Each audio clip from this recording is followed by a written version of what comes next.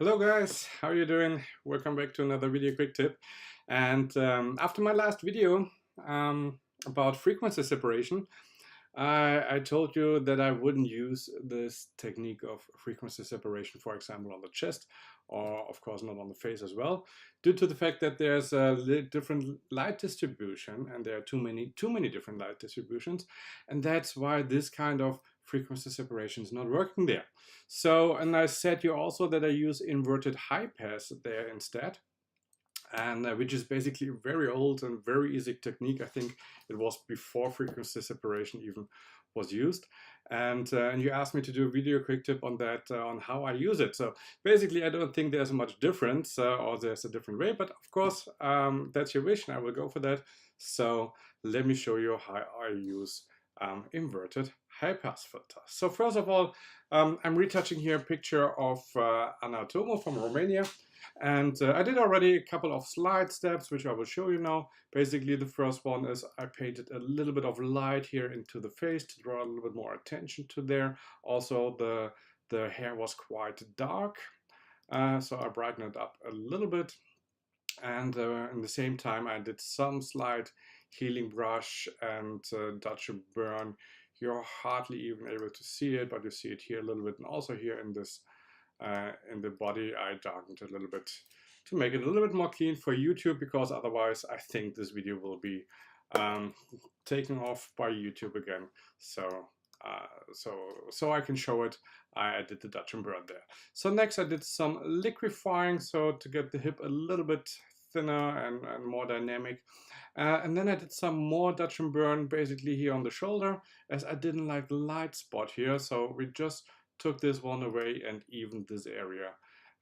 If you remember transitions or gradients, this is how it works. And we just take these transitions out here and make it one big smooth one to have a nice round shoulder in this case. So next one was frequency separation. You probably will have a hard time to see this in the video. That's why I go a little bit closer. I use my technique to even the skin under the skin, so the slight shadows here, you will be able to see this on the leg as well. Yeah, here a little bit, and let's go here. Yeah, very nice and smooth. So don't forget, use motion blur filter and put the angle to the angle of the gradient. So next one, I still have some areas here. Basically it's this area. This area here of skin, maybe a little bit here, but this one is actually quite okay, and maybe a little bit here in the face, which I need to smoothen, and that's where I use inverted high pass filter. So let's make a stamp layer, call this inverted high pass, and okay, here we go. So what's an inverted high pass? First of all, we need to put this layer to vivid light, and then we invert it by Command Y. We invert the layer, and then basically it looks at first totally destroyed, but this is how it works. Then we use filter, high pass filter, yeah. And now you need a radius which absolutely smoothens your skin. Basically, no pores, nothing should be visible anymore. In my case, for my resolution of my camera, I'm very fine with 24 pixels.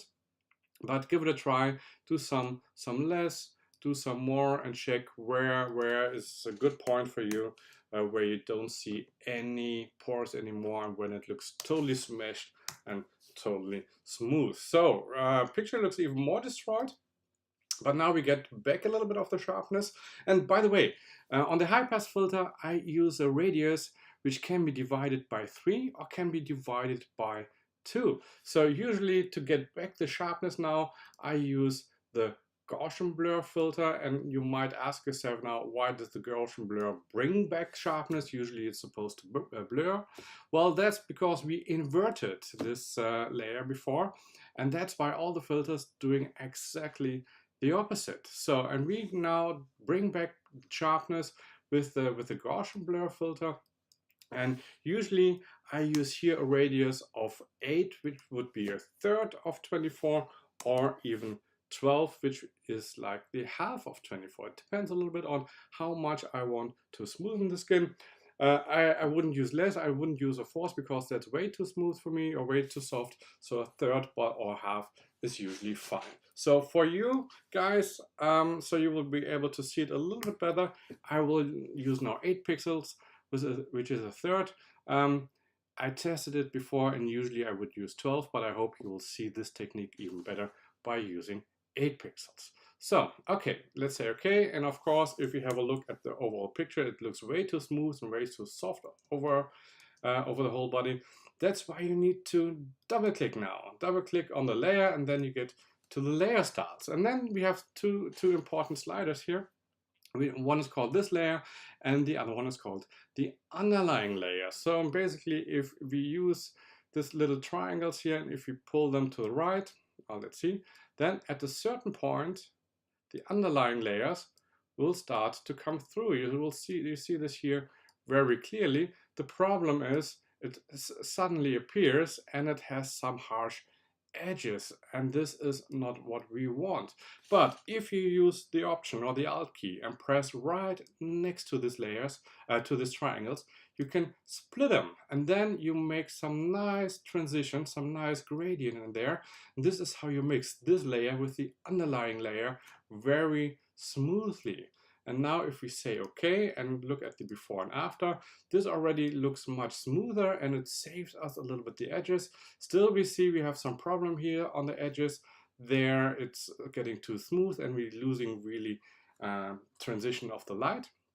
And that's why we put a black mask now on everything and just use this technique with a white brush and 100% opacity and 100% flow. And now we paint this into the areas where we want this technique to appear in the picture. And this is basically just in this area, because here there would be too much different light angles to use my technique of frequency separation.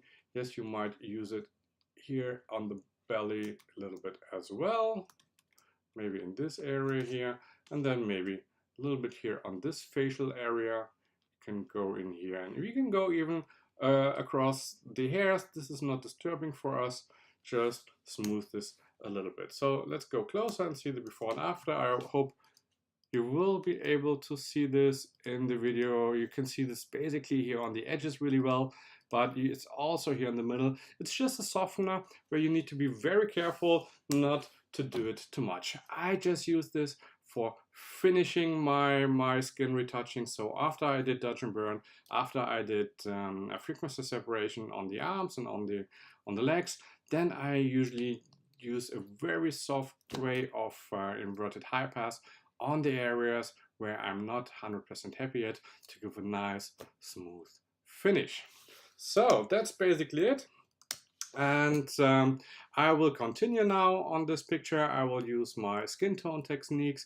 I will use some luminosity masks to bring a little bit of more depth into the picture, bring a little bit more plasticity into it, and then I will upload this picture maybe tomorrow. Usually I wait one day before I upload a picture, and then you can see the result tomorrow. Well, I hope you enjoyed this video quick tip. Actually, I'm sure you probably knew about this technique, but if you didn't, or if you knew it in another way, just tell me in the comments, and I always like to react on your comments and give you what helps you to develop your skills. Thanks for watching, guys. See you next time.